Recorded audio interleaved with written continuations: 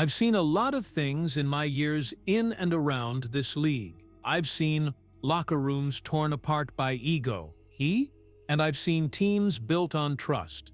But the story that's been spinning around Caitlin Clark and Kelsey Mitchell, this one feels different. The whispers, the predictions, the narrative being pushed that Mitchell was about to betray her rookie superstar and abandon the Indiana Fever for the bright lights of Golden State. It's a clean story, a dramatic story. And I'm here to tell you, from the inside, it's a lie. It all started when Candace Parker went on air and made a bold prediction that Kelsey Mitchell would end up with the Golden State Valkyries in 2026 free agency. When a voice that respected says something like that, the league listens, the front offices panic. Suddenly, every digital detective with a social media account started analyzing Kelsey Mitchell's body language, her demeanor, the way she called for the ball. They saw a player who was unhappy being the second option, a former star resentful of the new sun in her team's universe. They painted a picture of a veteran ready to jump ship, leaving Caitlin Clark emotionally devastated and her championship timeline in ruins. I get it. It's a compelling drama. The rookie phenom trying to build a dynasty only to be abandoned by the very partner she was counting on. But they missed the real story. While they were busy looking for cracks in a basketball partnership, they didn't see the personal heartbreak that was shattering a human being.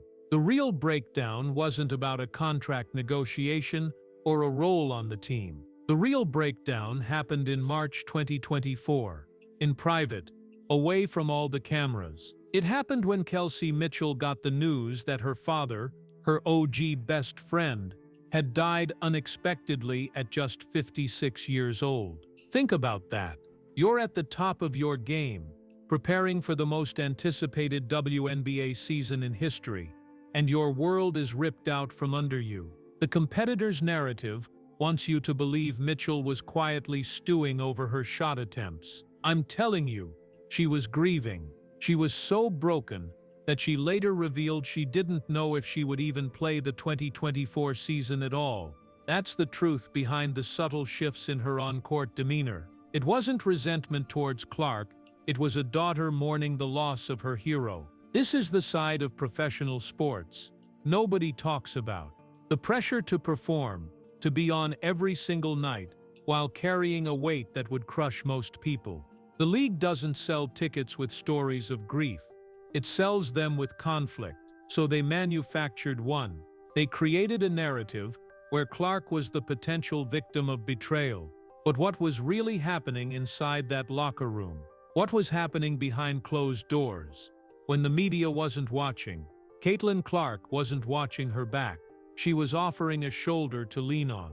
While the world was trying to pit them against each other, Clark was quietly becoming one of Mitchell's most important pillars of support. This wasn't about setting her up for shots or celebrating big baskets to convince her to stay. This was about being a friend. This was about a 23-year-old rookie understanding that the human being next to her was hurting more than anyone knew. Don't just take my word for it. In an interview, Mitchell said she met one of the greatest people in the world, Caitlin Clark, who just ran the basketball world. Does that sound like a player on the verge of betraying her teammate? Or does it sound like someone who found a family when she needed one the most? The Fever organization, to their credit, saw the pain Mitchell was in. They stepped up. They got her into therapy, something she credited as being essential, saying there's nothing like laying your problems on people and they don't judge you. In a league that can be brutal and transactional, the Fever became her sanctuary, and Caitlin Clark was at the heart of that. So let's go back to the decision. Kelsey Mitchell is a free agent.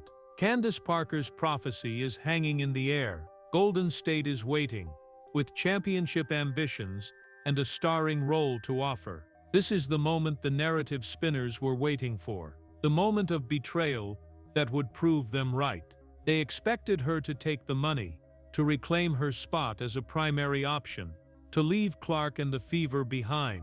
But they miscalculated.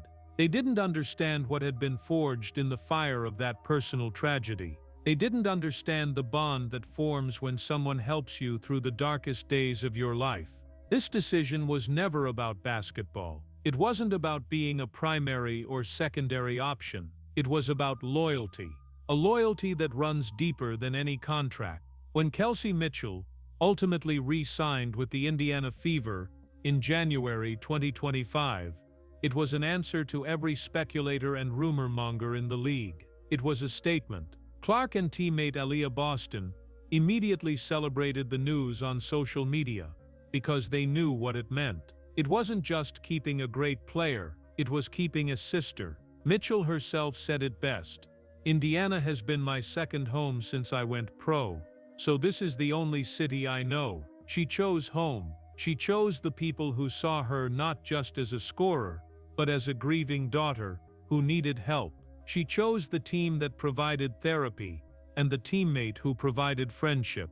The competitor's script talks about the Fever front office being in panic mode, quietly reaching out to agents about replacements. And maybe they were. In this business, you always have to have a contingency plan. But the real panic wasn't about losing a player. It was about the possibility that the cold, hard business of the league could shatter something real and human that they had built. They weren't just trying to save a roster.